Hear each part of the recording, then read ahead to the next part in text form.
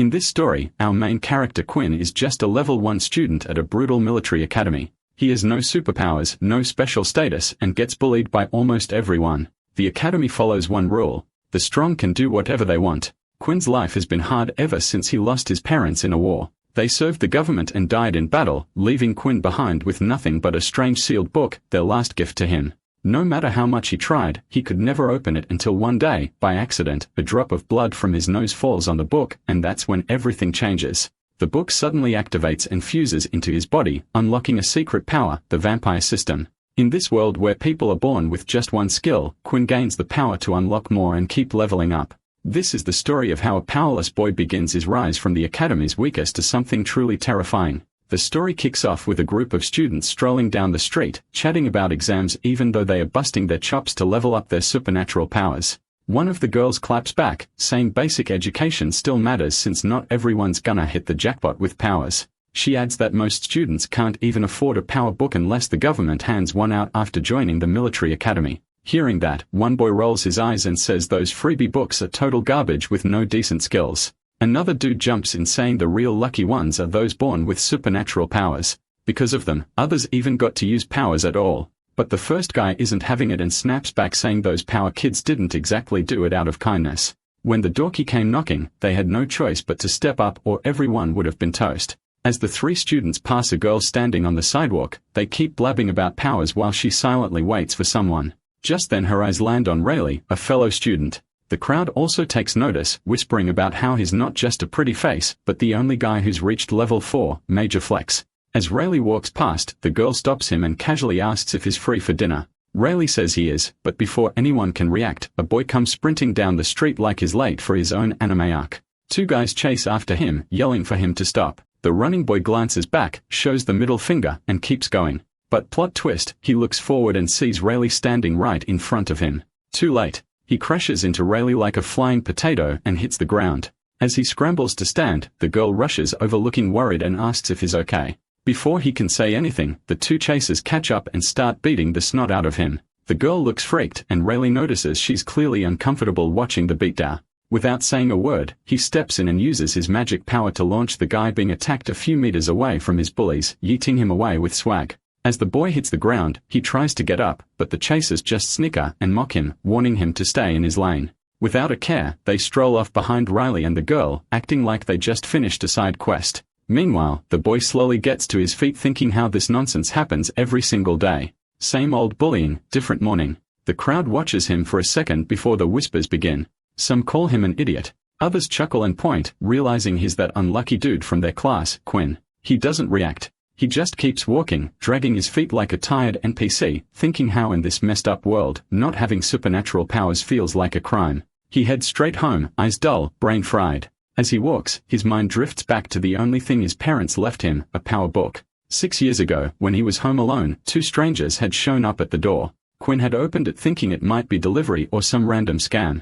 Instead, the men handed him the power book and dropped a bomb. His parents had died fighting in the Dulk War.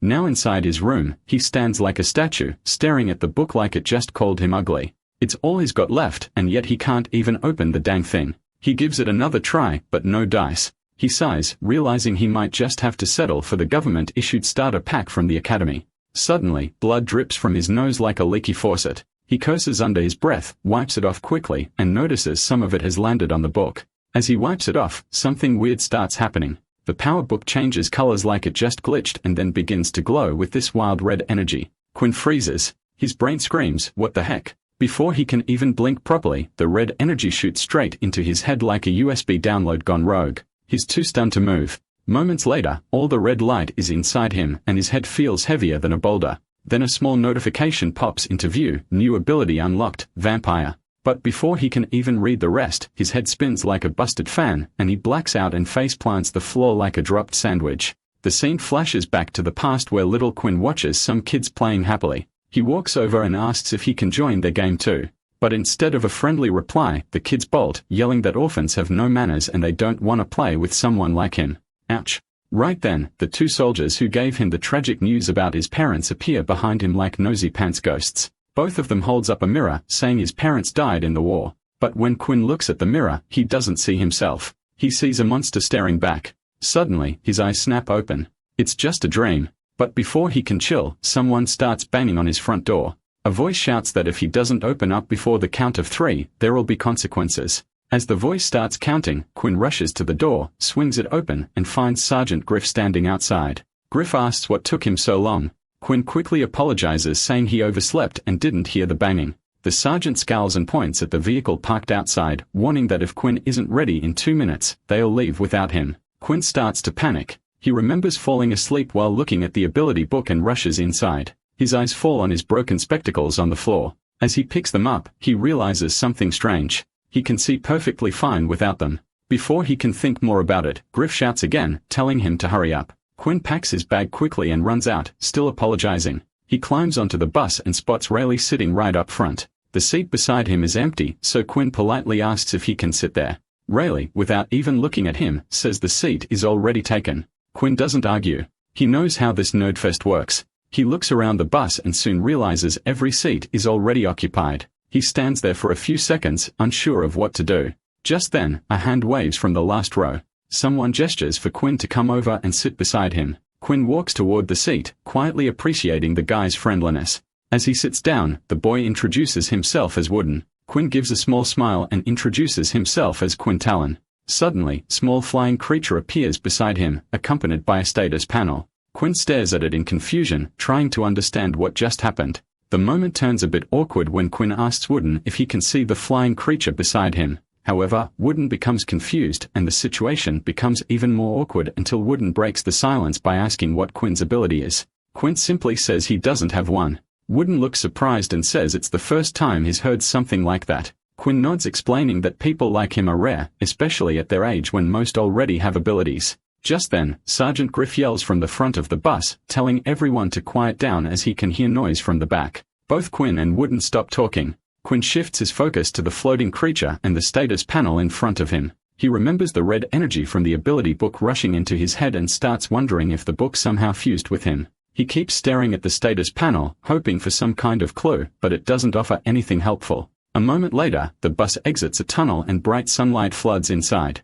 As the light hits Quinn's body, he suddenly feels weak and grips the seat for support, trying to catch his breath. Then the status panel flashes a warning. Quinn is in direct sunlight and his stats have dropped by 50%. Seeing that, Quinn freezes in shock, realizing that sunlight is straight up deadly for him. Without wasting a second, he grabs the bus curtains and yanks them shut, trying to block out the sun. He wonders if this is his new life now, dodging sunlight like it's a laser trap in a spy movie. Just then, the status panel pops up with a new notification saying that his health is starting to recover now that he's no longer in direct sunlight.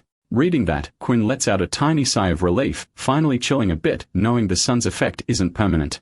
Woden, who's been sitting beside him like a curious squirrel, glances at Quinn and looks confused. He asks what's wrong since Quinn looks as pale as a college student who just pulled an all-nighter. Woden hands over a water bottle and tells him to drink up. Quinn quickly grabs it and says he just didn't sleep well last night. As he gulps the water, he thanks Woden for the help. But then, boom, status panel again. It flashes a new message. Daily mission, drink 2 liters of water. Progress started.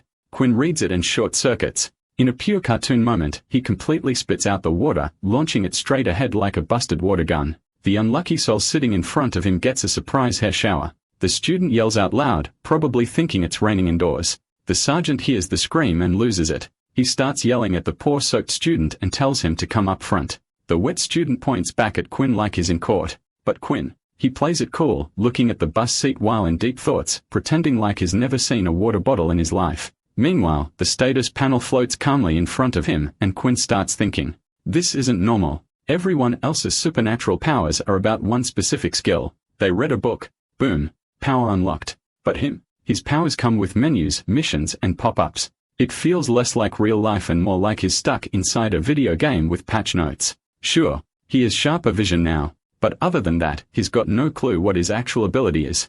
It's like opening a mystery loot box and getting instructions in alien language. He turns to ask Woden what he thinks about all this weirdness, but as he glances over, he finds the guy snoring already. As he looks toward the front of the bus, Quinn notices something weird. Everyone else is knocked out cold, like they all partied hard and crashed together. He scratches his head, confused, wondering when nap time was announced. That's when a strange smell sneaks into his nose, kinda like expired gym socks mixed with chemicals. At the same time, the status panel pops up, warning him, airborne contaminant gas detected. Before he can even react, a soldier struts down the aisle like he owns the place. The guy notices Quinn's still asleep and doesn't waste time. He pulls out a cloth soaked in that funky gas and slaps it over Quinn's mouth like he's putting a baby to bed with zero consent. Quinn tries to struggle like a champ, but the status panel calmly tells him he's feeling drowsy, like it's just another Tuesday. Within seconds, everything goes black. A few hours later, Quinn's eyes snap open. Woden stands beside him grinning like he just woke up from a spa treatment. Quinn looks around and realizes they are no longer on the bus. Instead, they are in some fancy hall with 4 other students. He turns to Woden and asks where they are, and Woden shrugs saying this might be the military academy, though he's about as sure as a squirrel guessing stock prices. Quinn takes another glance. Besides him and Woden, there are 3 more students. 2 girls, Eileen and Layla, and 1 guy named Peter. Just then, the hall doors creak open like it's a movie intro, and in walk a man and a woman. The woman, Jane, dressed sharp like a school teacher with boss energy, walks straight toward the students. Meanwhile, the man tells them not to freak out, assuring them this is just some entry-level test stuff before joining the academy. He tells everyone to stand tight and not move a muscle until their names are called. After a moment, the man calls out, "Peter Chuck." Quinn raises an eyebrow, confused why the tests are starting out of nowhere like it's pop quiz day. Peter steps up nervously as Jane tells the rest to relax, then calmly asks Peter about his ability. Peter hesitates for a moment before admitting he doesn't have any ability yet. The students in the room look at him like he just dropped a bomb, jaws on the floor. But Quinn stays chill, realizing he's not the only one flying ability-free in this superhero party. Jane calmly tells Peter not to sweat it. The man beside her opens a mysterious-looking book, which suddenly starts glowing and buzzing like a high-level loot drop. Jane then gestures for Peter to step forward, explaining that he can gain a supernatural power using that book too. Peter steps up, grabs the book, and stares at it like it's made of gold nuggets. He blurts out if it's really free and whether he'll actually get powers from it. Jane nods like it's no biggie and says they'll classify him as level 1. She tells him to read the book in his spare time and come back for the test whenever he feels ready. Peter's face lights up like he just won a PS5 giveaway. He thanks them like a polite little potato, and suddenly, a digital wristband materializes around his wrist. Super sleek, super sci-fi. Right after that, similar wristbands pop up on everyone's wrists. Quinn stares at his like it just came from a cereal box. Layla, the girl beside him, notices and grins saying it's totally normal. She explains it stores all their info and makes life easy. Basically, military version of a smart watch with zero privacy. Just then, Jane calls out Quintalon. He walks forward, calm as ever. Jane asks if he has an ability. Quinn says no, just like Peter. No panic. No drama. Just straight up honesty. Jane gives him the same comforting response, and the man beside her fires up the glowy book again like he's about to summon Thor. Quinn grabs the book, but the status panel appears with a cold-hearted notification. You cannot learn this ability. He blinks, taking it in. Instead of freaking out, he calmly figures that since others can only learn one ability and he can't learn this one, then maybe he already has one. And just like that, the panel hits him with a side quest. Exchange book for 10 American Express. Quinn low-key wants to go for it, but he knows it'll raise more questions than a plot hole in a soap opera if he tries to give it back. However, as Jane turns to call the next student, Quinn suddenly speaks up. He raises his arm and says he doesn't want the book. The room goes full record scratch mode, shocked, confused, curious. Nobody saw that coming. Unlike the other students who are clearly losing their marbles, Jane stays cool and collected. She calmly asks if Quinn is really okay passing on the book, warning that he'll have to figure things out solo later. Quinn keeps his chill too and hands the book back, saying he's confident he can handle it on his own. Hearing that, Jane gives her assistant a quick side-eye before telling everyone to hang tight. She needs to report an unusual case. She contacts higher-ups and explains the whole sitch. The voice on the other end casually asks if Quinn is part of the Pure Blood faction. Jane shakes her head, saying his files show no beast armor, no flashy powers, pretty much no spice. After a quick pause, the higher-up tells Jane to test Quinn's potential anyway. If he's just a basic dude, they say, the cruel world will beat some sense into him eventually. Jane agrees without fuss and turns to Quinn, pointing toward the training area outside the hall. Since he ditched the book, they are going straight into a test. No warm-up. No cheat codes. Once outside, Jane steps aside and tells Quinn to destroy 3 bots standing of him, but Quinn's body is already throwing in the towel. He feels like a half-dead potato. His legs wobble, vision goes fuzzy, and is running on fumes. Still, he squares up knowing he's got zero choice but to try his best and destroy the bots as quickly as possible. As he dashes forward and starts throwing hands, Jane's jaw almost hits the ground. The dude's punches are so weak, it's like watching a wet noodle in a fist fight. A few clunky seconds later, Quinn somehow manages to take down all 3 bots and stands there, panting like he just ran a marathon with a backpack full of bricks. Jane turns around without much drama and announces that Quinn's power ranks as a level 1 user. He checks his digital wristband, which confirms the sad truth. Level 1, total rookie mode. As he walks back toward the shade, he realizes how much sunlight messes with his stats. The whole sunburned vampire lifestyle is seriously cramping his style. Just then, Jane calls out Layla while Woden stands next to Quinn and hands him a water bottle, telling him not to stress since he's got 2 whole years to level up. Quinn takes the bottle and gulps the water down like he just came out of a desert. Meanwhile, Jane casually asks Layla about her ability. When Layla reveals it's a psychic ability, Woden looks a little thrown off, saying he totally thought she was a pure blood. That makes Quinn scratch his head and ask what the whole pure blood thing is about.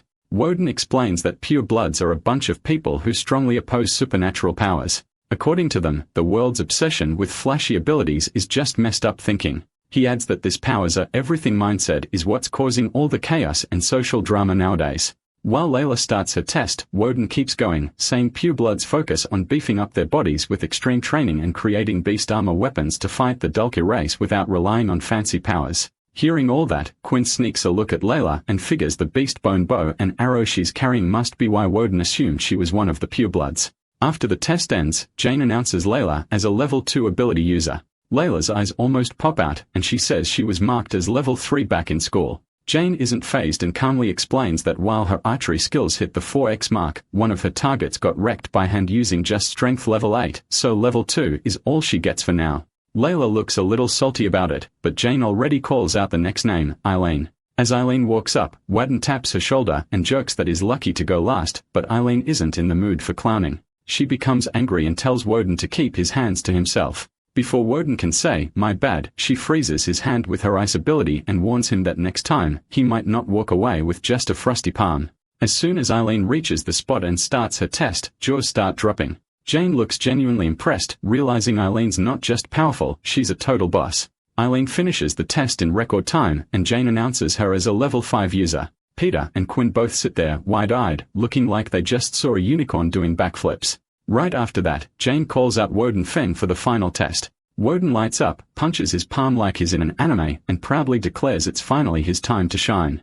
Just as Woden starts wrecking the bots, everyone stands frozen, including Quinn, who realizes that Woden's ability is the same as Eileen's. After Woden wipes the floor with the bots in no time, Jane looks pretty hyped and announces that they are lucky to have 2 level 5 ability users out of 5. Meanwhile, Woden swaggers over to Quinn, clearly feeling himself, and tries to flex. But Quinn casually asks if Woden can really copy powers just by touching someone. That hits Woden like a surprise math test. He admits he was planning to keep the act going longer, but Quinn saw through him like glass. When Woden asks how he figured it out, Quinn says it was pretty simple. He recalls how Woden looked totally confused during their handshake because he couldn't copy Quinn's ability then. Quinn adds that when Eileen used her ice powers, it was obvious Woden was caught off guard. So putting 2 and 2 together, there's only one possible answer. Woden copies powers through touch. Hearing all that, Woden is shooketh. He claps back with praise, saying Quinn has a sharp brain and ninja-level observation skills even without any flashy powers. Quinn just smiles, but deep down, he's thinking about the handshake moment when Woden failed to copy anything.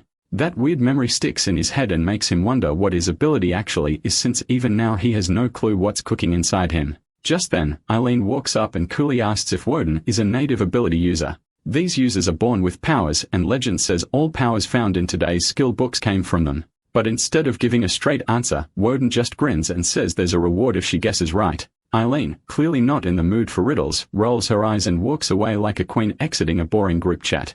Right after that, Jane gathers everyone and points to the super fancy lift, announcing that the test is over and it's time to head to the military academy. As they all step into the lift and reach the military academy, Quinn looks around with wide eyes, realizing the place is massive and totally fancy, like Hogwarts had a glow-up. A few moments later, they arrive inside the campus and glance around to see a bunch of other students already gathered there. While Peter and Quinn eavesdrop on the crowd, they quickly realize something brutal. Out of all these superpowered folks, they are the only ones stuck at level 1. A minute later, it becomes even more obvious. Everyone is trying to mingle with the cool kids, those ranked level 4 and above, including Rayleigh and Eileen, and completely ghosting Peter and Quinn like they are invisible NPCs. Just then, a teacher named Dell walks in with the authority of a drill sergeant and tells everyone to zip it. He asked boys and girls to line up separately. Once the lines are in place, he tells students to come up one by one, take their dorm room numbers, and head to their dorms with their stuff. Soon after, Peter pulls out his dorm number and straight up panics. He's got number 23. But trouble comes knocking when another guy, who also got number 23, hears him and freaks out, realizing he'll be stuck with a level 1 roommate. In panic mode, the dude ninja walks over to Quinn and sneakily swaps the number balls after asking about his dorm room number. Before Quinn even gets what's happening, the guy sprints off with the number 12 ball like he's in the Olympics. Peter is left standing there nearly crying, realizing no one wants to bunk with a bottom-tier bro. But Quinn just assures him and says they are in the same boat, both level 1s, and is totally cool bunking together. Right then, Woden strolls over all cheerful and announces he pulled number 23. When he asks for Peter and Quinn's numbers, Peter lights up like a Christmas tree and says they also got 23. Woden pulls them in for a big old group hug, saying their luck is insane and they'll have a blast living together. Meanwhile, across the field, a guy tells his friend that someone jacked his dorm number. His buddy cracks his knuckles, gets fired up, and tells him to follow. He'll help get it back. But the guy nervously warns him that the one who swapped numbers is actually a level 5 user. Back on the other side, Woden just grins like a cat who stole the cream, chilling with Peter and Quinn.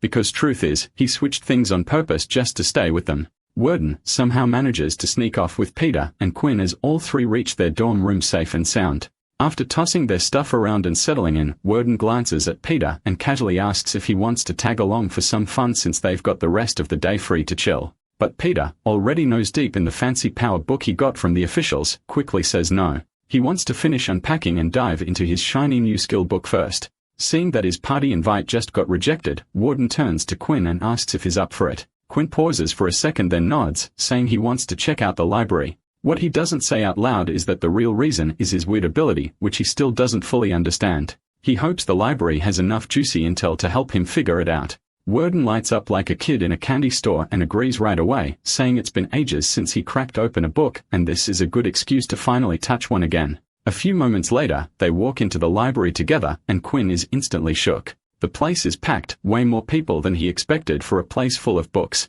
But as he walks in further, he realizes something odd. He can see everyone's lips moving, but he can't hear a single word. It's like someone hit the mute button on the whole building.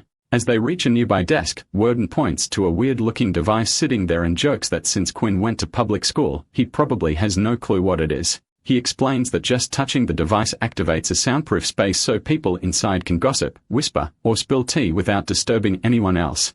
Woden touches it, and Quinn sees it working for the first time. His eyes go wide like it's some magic show. He admits it's his first time seeing anything like that. As they sit down, Woden glances at Quinn's pile of books and raises an eyebrow. It's a whole book fiesta stacked next to him. Curious, he asks if Quinn is doing some heavy research or just flexing his inner bookworm. Quinn simply says that since he didn't take the freebie skill book from school, he wants to explore what kind of flashy powers are out there. He hopes to find a power that fits him better, like picking the right flavor from a superhero buffet. Hearing that, Woden cracks up and says he honestly thought Quinn wanted to join the fancy pure blood squad, but it turns out the dude just didn't wanna end up as some government's loyal puppy. That makes Quinn raise an eyebrow. He asks what Woden means by military dog. Woden looks at him like he just asked if the moon is made of cheese. He asks if Quinn seriously doesn't know what that means. Does he really think the military's handing out skill books for free out of kindness?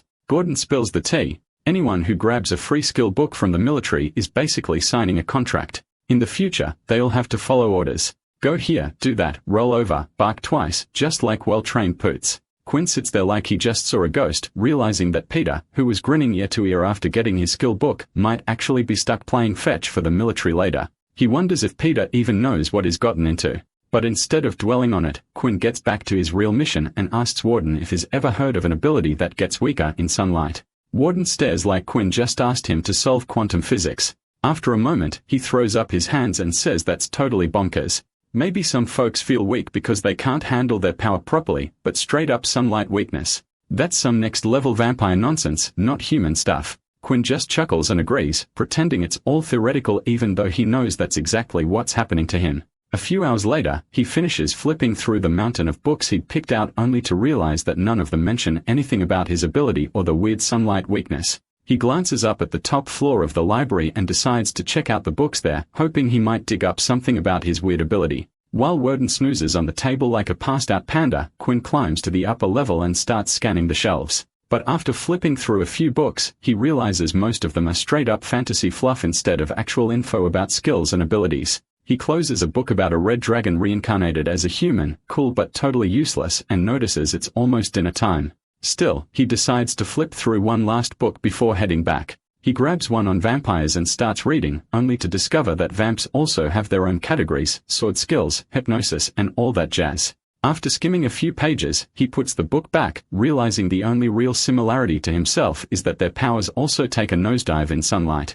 Just as he does that, a system notification pops up on his status panel, telling him he's gained more understanding of the system and scored 10 extra experience points. That leaves Quinn straight up bamboozled. He starts wondering if the power he got is low-key vampire only. Meanwhile, after a few hours of quality nap time, Worden wakes up, stretches like a lazy cat, and notices Quinn isn't around. He scratches his head and wonders if the dude already dipped from the library and left him there, looking like a forgotten teddy bear. Back upstairs, Quinn is still deep in the vampire books, and every new page is dropping bombshells. A few moments later, another system notification pops up telling him he's unlocked an optional task. He stares at the status panel for a few seconds before deciding to accept it. As soon as he hits confirm, he gets the task, drink the blood of a human. That sends Quinn into full-on panic mode. He stares at the screen like it just insulted his mom, wondering if he actually has to go full Dracula to complete the mission and whether that means hurting someone or worse, committing a full-blown crime spree. A few moments later, Quinn steps out of the library and starts heading toward his dorm room. But as he walks, the sunlight hits him straight like it's got beef with him. Right then, a warning pops up, telling him that his stats are down by 50%. Quinn slows down, thinking he probably looks like a burnt toast now. He remembers the new task of drinking human blood and wonders if the system will toss him some shiny reward for it. He chuckles to himself thinking, great. Now I'm a vampire who can't walk in sunlight properly anymore. What's next? A garlic allergy. As he continues walking, he notices that he gets free experience points daily just for doing simple tasks. He also figures out something new. Sunlight weakens him no matter if it's a blazing noon or just a soft sunset. Even a little exposure cuts down his power. He opens his stats and starts calculating how long it would take to level up through these daily tasks. He realizes it'll take him about 3 weeks to reach the next level at this pace. Though the process feels slow, he remains hopeful, thinking that he'll eventually level up. He also wonders if there will be any major changes once he levels up. Just then, a voice catches his attention. Someone is apologizing up ahead. Quinn looks up and sees Peter getting hit by another student. Peter keeps apologizing while saying that he didn't bump into him on purpose. As Quinn walks closer, he confirms that it really is Peter. The man keeps beating Peter and says that a sorry isn't enough. Quinn notices the man's wristband and realizes he's a level 2 user. The man threatens Peter again, demanding compensation for the damage he did. Peter hesitates and explains that he doesn't have any money to give. Hearing that, the level 2 guy gets even more furious and asks if Peter needs another round of beating. Quinn grows frustrated thinking that this guy, though just level 2, acts like he owns the world. He understands the type, those who only pick on weaker people. An idea pops into Quinn's head as he calmly walks toward them. As soon as he's close enough, Quinn pretends to trip and bumps into the man. The guy falls down and angrily tells Quinn to watch where he's going, but Quinn stays cool and apologizes, saying he has a strange habit of tripping on flat surfaces. Peter glances at Quinn and wonders what he's doing there. Meanwhile, the guy who was beating him gets up, looking annoyed. He scoffs and says that he keeps running into garbage, clearly calling Quinn trash just because he's level 1 like Peter. The guy cracks his knuckles and says that if Quinn doesn't want trouble, he'd better cough up some cash. Quinn, instead of panicking, laughs out loud. He thinks he just joined the school and already bumped into a boss-level clan. He expected to deal with this kind of joker after a few days, not right at the welcome party. He adds that it's surprising to meet someone who acts tough only around the weak, but probably cries when facing the strong. Peter watches and wonders what Quinn is up to since it looks like he's asking for trouble. The man ignores Quinn's words and steps forward with a smug face, asking what Quinn plans to do now. At that moment, Quinn gets a system notification. It says the enemy's ability has been activated, and to counter his ability, Quinn's combat mode is now on.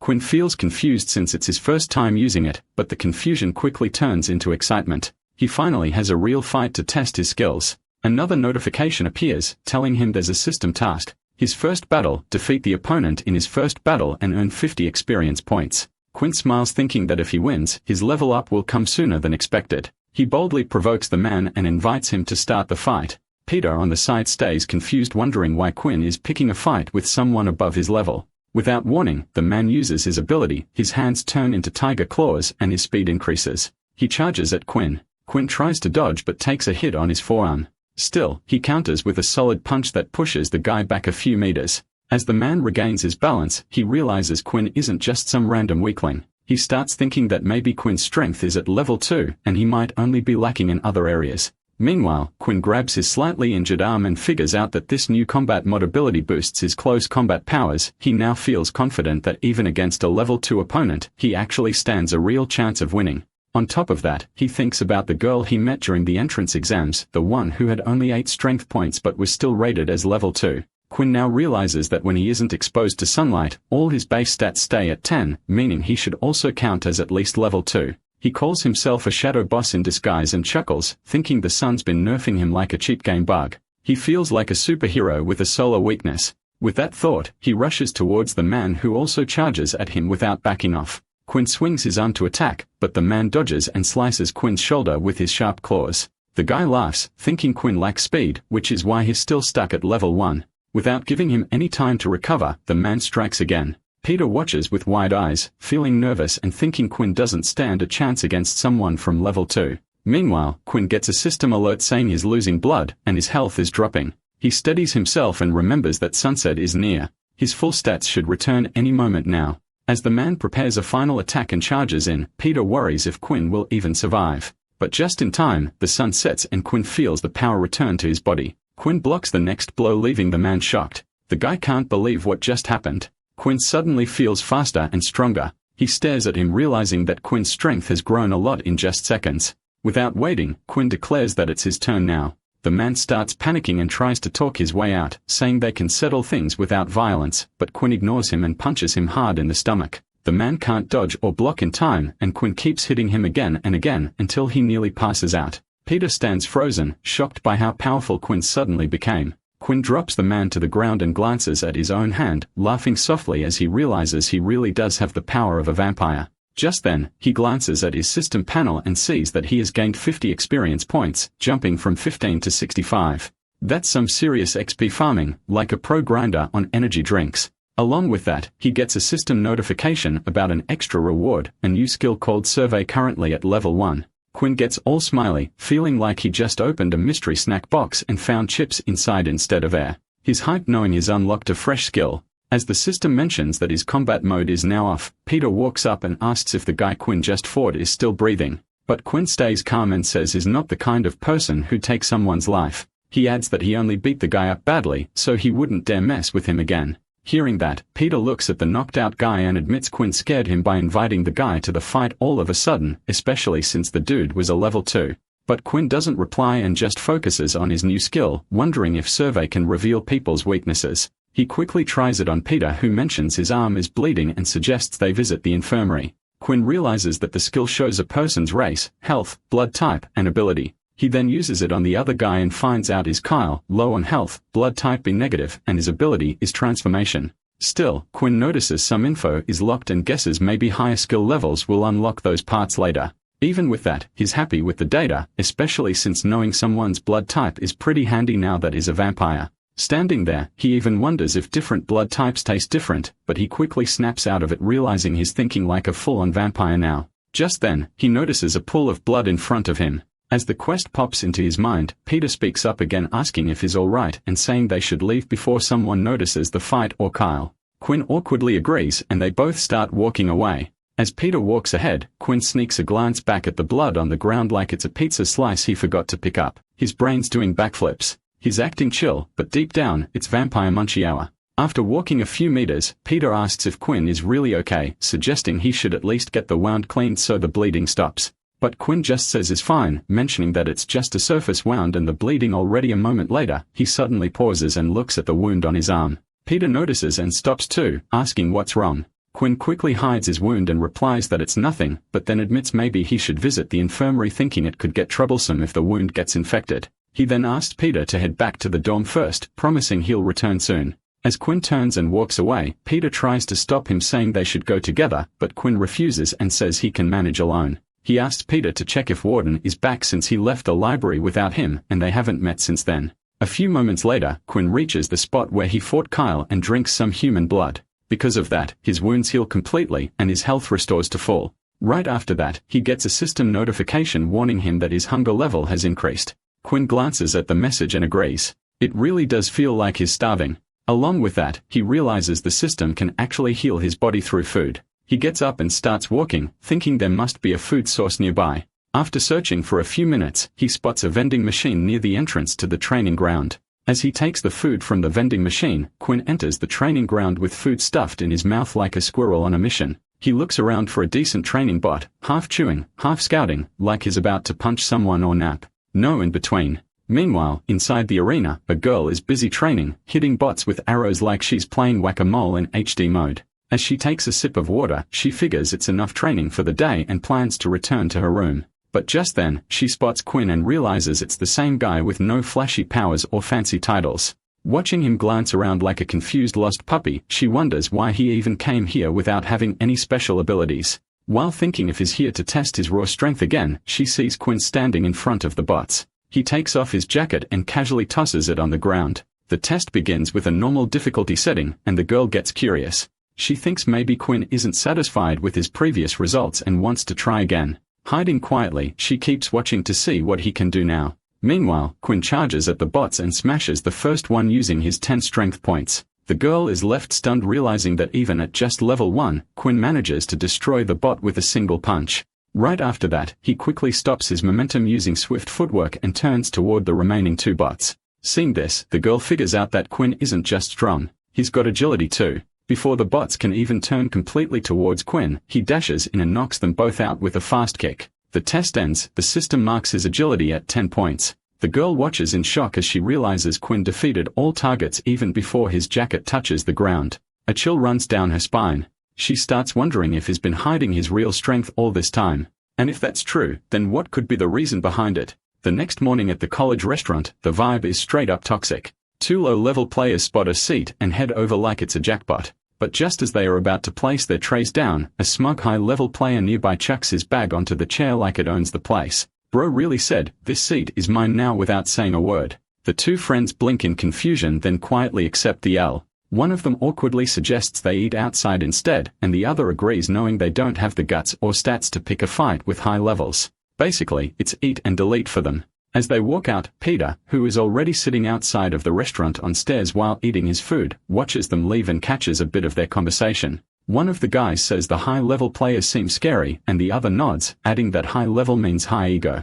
They'd rather avoid drama than risk getting wiped. Hearing that, Peter looks ahead towards Warden and Quinn and wonders aloud if it's okay for Warden to sit with them, considering how all the high-level players are marking territory and looking down on lower-level ones. He says that only high-level players sit inside the restaurant while the low-level folks are kind of pushed to eat outside. Quinn, who is happily munching on his food, agrees with Peter. He casually says that Warden doesn't really need to hang out with them, and maybe he should start bonding with people at his own level instead. Hearing that, Warden's face tightens. He glares at Peter and tells him to stop talking nonsense. Warden shrugs and says he hates this whole hierarchy drama the most. He believes in equality and makes it clear that they are all friends, so he doesn't feel even a bit embarrassed eating with them, low level or not. With a smile, he tells everyone to chill and enjoy their food, joking that right now, filling their stomachs is more important than flexing power levels. Bro's got that eat first, worry later vibe going strong. As he chuckles, the girl, the one who low-key stalked Quinn last time from the training arena, spots the group from afar.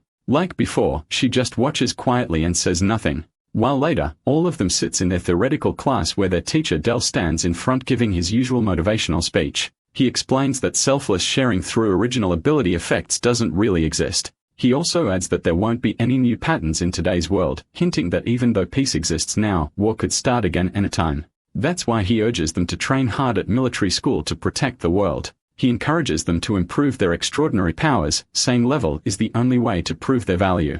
Meanwhile, Quinn sits next to Warden and Peter, not even pretending to pay attention to Del. His eyes wander to Warden, thinking that Warden's ability seems super handy, especially since it can copy high-level powers directly. But then a question pops into his mind.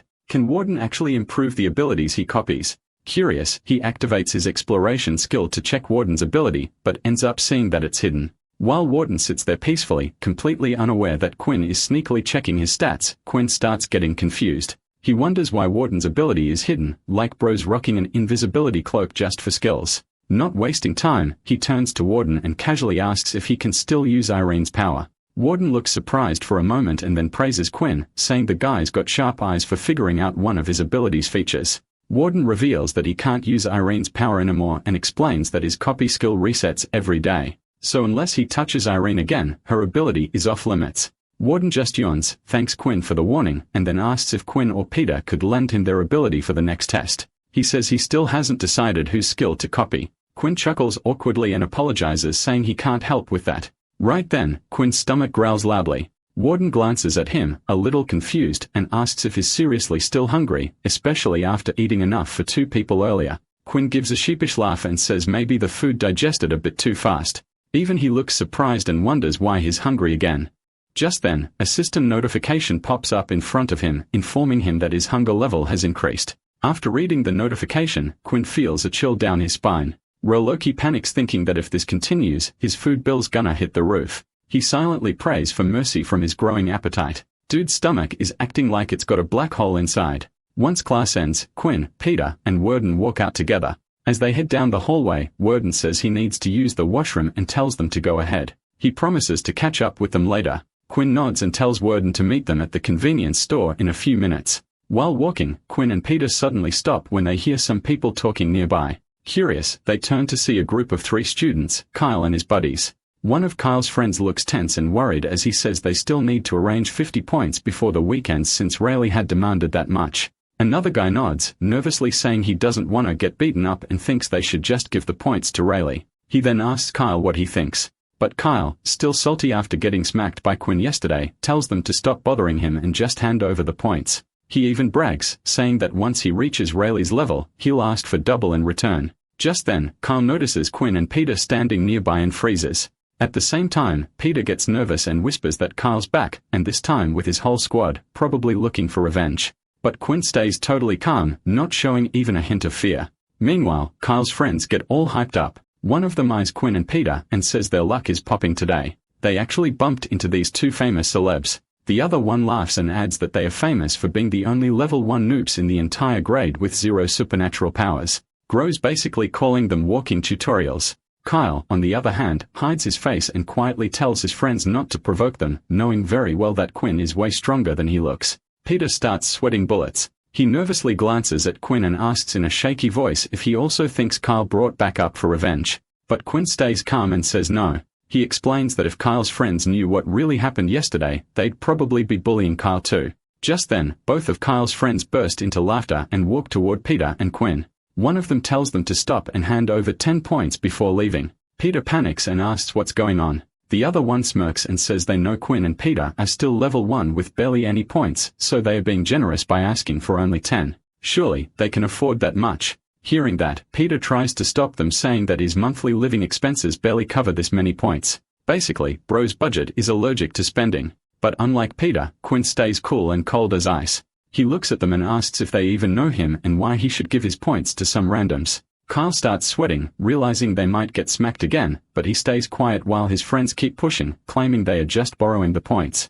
Yeah, right. Friendly neighborhood robbers. One of them even starts yelling and gets ready to fight, but Kyle quickly steps in trying to stop his friends. He tells them to leave it alone, saying he'll manage enough points for Rayleigh and there's no need to mess with Quinn and Peter. Just then, Warden walks up to them with perfect timing and casually announces that he's got loads of points, asking if they want to borrow some. As they turn to look at him, Warden starts chuckling and says he can lend them the points, but the interest is brutal. He smirks and asks if they are sure they want to take the deal. The moment they recognize him, everyone goes pale, realizing Warden's already level 5 and definitely not someone they want smoke with. Just then, all of Kyle's friends, including Kyle, try to dip like cartoon villains caught red-handed, but Warden grabs them by the collar from behind and laughs like a boss. The whole gang freezes on the spot and instantly turns into begging puppies, saying it's all a big misunderstanding and they don't even want any points anymore. Bro's vibe went from loan shark to final boss real quick. Right then, a voice comes from behind Warden, making him turn around. The voice asks, who's messing with someone else's little brothers? As everyone looks in that direction, Kyle and his gang suddenly light up like it's Diwali, saying they are saved now and no one can touch them. Quinn also turns and sees that it's Rayleigh and his friend Momo, but something about them feels off. Quinn immediately senses a strange and dangerous aura, making him tense. He quickly uses his skill to check Momo's stats and gets stunned. All of Momo's data, blood type ability, shows up as unrecognized. Quinn starts doubting whether his current skills are not strong enough to scan high-level players as he glances at his wristwatch for confirmation. He's shocked to find out Momo is already level 6. Just then, Momo closes his eyes like some movie villain and calmly orders Kyle and his gang to leave. The entire squad vanishes faster than free food at a college fest, thanking Momo for saving them from that level 5 boss, Worden. On the other side, Worden laughs it off and casually walks up to Quinn and Peter, telling them it's time to bounce and get food. Peter nods and Worden reminds him they'd better hurry or the front row dish will vanish faster than his patience. But Momo suddenly tells them to stop. He coldly stares at the ground as the group halts and says he didn't give them permission to leave. He glares and asks if they are planning to ignore Momo now, reminding them that low-level players should know better than to act too big in front of their seniors. Hearing that, Worden gives him a sharp look and questions if he's still rambling nonsense. Momo coldly speaks his full name saying, Warden Feng has only been around for 2 days and already the rumors are flying. He says everyone's talking about a top-ranked freshman who keeps hanging out with low-rankers. Warden calmly replies that he doesn't see the problem and asks if there's a rule against that. Momo just smirks and says there's no such rule. But as he walks up to Quinn and locks eyes with him, he quietly adds that some things here run on unwritten rules. Momo begins his lecture like he owns the place, saying that when high-level players like Warden start treating useless nobodies pointing at Quinn as if they matter, it fills their tiny heads with hot air. He mocks Quinn, calling him a walking proof of that, saying the guy didn't even show him proper respect even when Momo was standing right in front of him. Bro really thinks he's some final boss. Quinn, though, stays cool as a fridge, silently staring at Momo without flinching. Momo continues saying that in a world where only the strong survive, weaklings start chasing equality just because someone's being kind to them. He lets out a wicked laugh saying he can't wait for the next battle because that's when he'll clear out the trash like Quinn without feeling guilty. He declares that war is the best. Hearing that, Quinn falls silent. His mind flashes back to the day he lost his parents in the war. That painful memory makes his fist clench and rage builds inside him. He wonders how anyone could say war is the best. Without a word, he charges at Momo ready to strike. But before his punch lands, Rayleigh steps in. He activates his power and blocks Quinn's punch effortlessly. Before Quinn can react, Rayleigh gathers energy in his other hand and counters with a clean hit. Unlike Quinn's attack, Rayleigh's attack lands directly on Quinn's stomach. Quinn goes flying, slamming into Peter. Both crash down, injured. Rayleigh stands coldly over them and says Quinn must have a short memory, reminding him that they both studied at the same school before joining military training, and Quinn should know how stronger Rayleigh actually is compared to Quinn. Momo laughs and mocks Quinn, saying the guy clearly thinks he's some kind of superhero for trying to punch someone way out of his league. Bro's acting like he's the final boss with cheat codes. Just then, Warden, not one to hold back, dashes toward Rayleigh and asks if Momo thinks the same for him since Warden's no small fry either, being a level 5 player. He claims he's no side character here. Warden tries to punch Momo with full confidence. However, before his punch can even come close, Momo moves like lightning and dodges it effortlessly, leaving Warden completely stunned. Realizing that his attack missed so badly, Warden glances at Quinn and Peter in frustration and says he refuses to believe Momo is actually this strong. Quinn quietly gets up and asks Warden to stop, knowing full well that both Momo and Rayleigh are far stronger than them. When Warden tries to argue, Quinn calmly shakes his head and silently accepts that he acted too impulsively. On top of that, he knows that he don't have any backup since Warden doesn't even have a working ability right now, so charging in like that is basically suicide.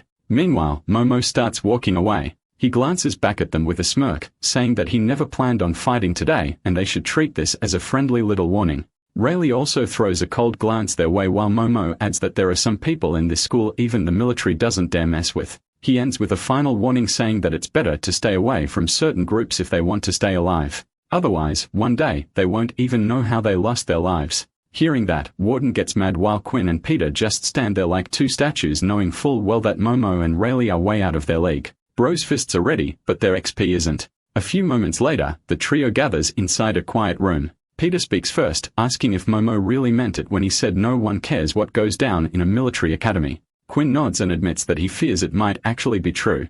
Warden agrees too and explains that the school won't interfere since letting students fight benefits them. He adds that in this brutal setup, the only way for weaker people to grow stronger is by joining the army. Quinn supports that and says there's one more benefit for players. They can earn more resources and even get military training. But then he adds seriously that the trade-off is harsh. Whenever the military calls, they have to go to the battlefield, no questions asked. After saying that, he turns to Warden and suggests that from now on, Warden should stay away from them. Hearing that, Warden looks shocked and asks why, wondering if Quinn is just giving up because of what Momo and Rayleigh said. He says they don't have to obey those guys blindly. Quinn stays serious and explains that even though he knows Warden wants to help, he also needs to understand that some forces are beyond their control. He says whenever they break rules set by high-level players, people may not mess with Warden, but Peter and Quinn will end up as thorns and loose. Even after that, Warden stays firm and says he can protect them. But Peter calmly interrupts, saying that the best way to protect them is by keeping his distance.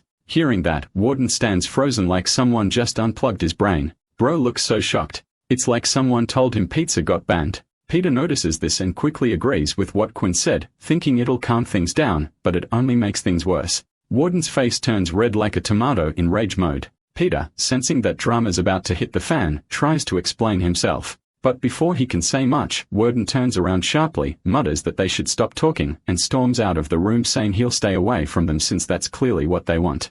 As he leaves, Peter quietly watches him go and admits that Warden looked seriously sad like a kicked puppy. He suggests maybe they should explain things properly to him, but Quinn calmly disagrees, saying it's better this way. Unnoticed by both, Rayleigh hides behind a nearby pillar, silently eavesdropping on their entire conversation. Meanwhile, Warden walks away angrily, talking to himself like a dramatic anime character. He repeats the things they said about him being with low-level players and calls it a waste of time. But then he contradicts himself, saying they don't even understand what he truly wants. After a few steps, he stops, realizing that even if they know what he wants, the result never changes. It never favors him. He forces a smile while feeling heavy inside, quietly accepting that no one ever understands him. But instead of giving up, he clenches his fists and swears to himself that he doesn't care what anyone thinks anymore. He decides that no matter what, he won't let those people get what they want so easily. On the other hand, Rayleigh, who is sneakily waiting like a budget villain in a low-budget drama, finally makes his move. The guy charges in and smacks Quinn with a clean hit, sending him flying like a paper plane in a wind tunnel. Peter glances at him, low-key panicking, wondering if Quinn's still breathing or just pretending to be a statue. As Quinn hits the ground, Rayleigh coldly mutters, "Superfluous resistance," like he's auditioning for a villain monologue contest. Just as Quinn tries to get up, Rayleigh casually snatches Quinn's watch and uses it to transfer 17 points straight from Quinn's account. Both of them feel miserable, and Rayleigh mocks them, saying low-level people must be crazy if this is all he gets after beating them. He tells them to be more efficient next time and not waste everyone's time. Hearing that, Quinn silently stares at him and thinks how things still haven't changed even after everything. It's just like before, back when he didn't have any vampire powers. As he wonders whether the outcome would be different if he fought better, he gets up and accepts that a loss is still a loss no matter how well he resisted. Once both stand back up, Quinn reassures himself by recalling that he still has some money in his enro account. They can just load fewer points from there next time. Peter picks up the watch Rayleigh dropped and hands it to Quinn, saying that while the whole system is a bit annoying, the good thing is that the loss won't be too heavy even if someone robs them again. Quinn nods and sighs, wondering aloud when this streak of bad luck will finally end. Just as he straps on the watch again, a system notification pops up informing him of a new task. Seeing that, Quinn becomes surprised, realizing that something new has just unlocked out of nowhere. As soon as he accepts the task, a system notification pops up like an overly dramatic news anchor announcing that Quinn's mission is to defeat Rayleigh Blade. He glances at the little vampire icon floating above the task, and it looks like the dude's having a worse day than Quinn.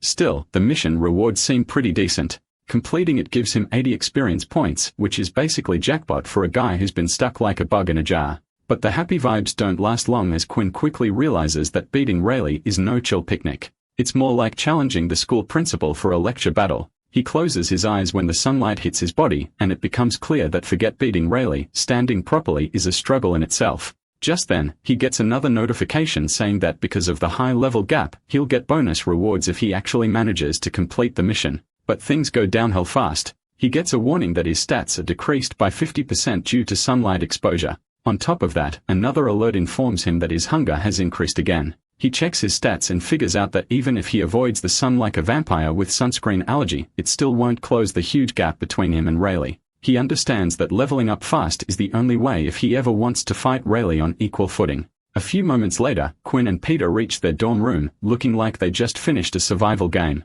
Warden is already sitting on the bed and awkwardly greets them, saying he's been waiting for them for a long time. Still catching their breath, Quinn and Peter just nod and tell him that they are finally back. Just then, Peter notices Warden's face and figures something's off. It looks like he's been through a mud wrestling match with a bear. His face is slightly bruised and covered in dirt. When Peter asks about it, Worden just grins like nothing happened and tells them not to worry. He casually adds that he gave the other guy a good beating first, then changes the topic by asking if they won their fight.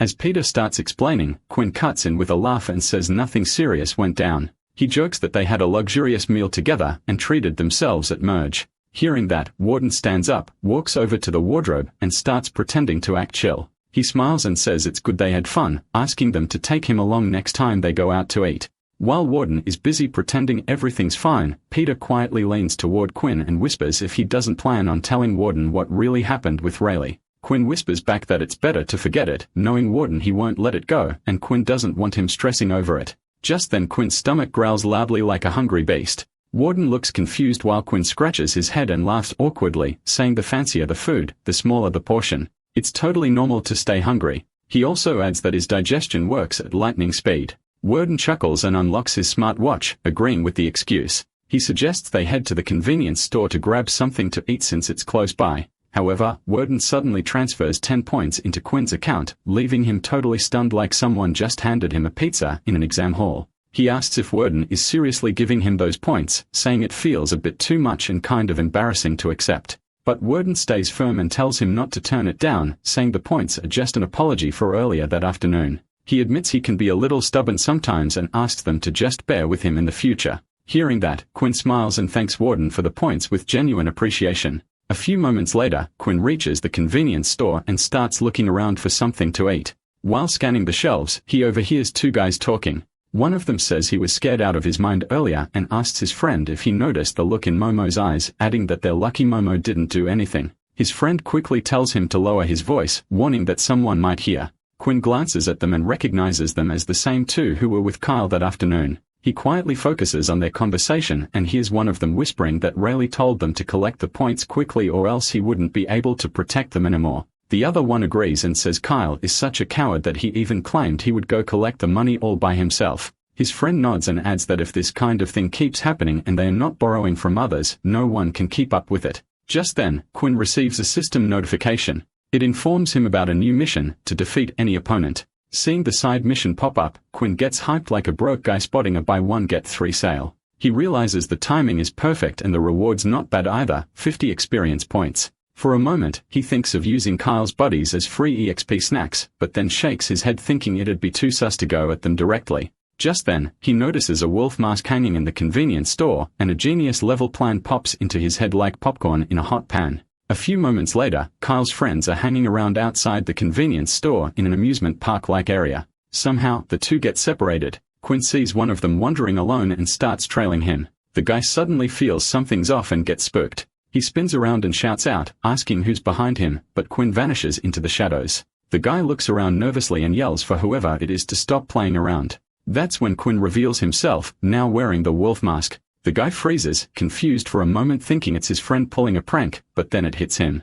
This isn't anyone he knows. Terrified, the guy lets out a shriek and collapses in fear. Quinn quietly watches him and thinks to himself that this one was way too timid. He then looks around wondering where the second guy went. Just then the other one suddenly appears right beside him and asks who he is. Quinn doesn't respond. He just gives him a cold stare, knowing this is the perfect setup for his second hunt. No help is coming, and this guy's all his now. The moment the other guy spotted Quinn, he didn't bother with introductions or formalities. Without warning, he threw a punch straight at him, demanding to know who the hell he was. But Quinn, unfazed and calm, effortlessly dodged the attack. The stranger repeated his question, visibly agitated now, but Quinn kept his distance, studying him quietly. Without responding, he activated his vampire system and peeked at the man's status bar. According to the system, the guy's name was Charlie. He belonged to the human race, had a total HP of 15, and his blood type was O+.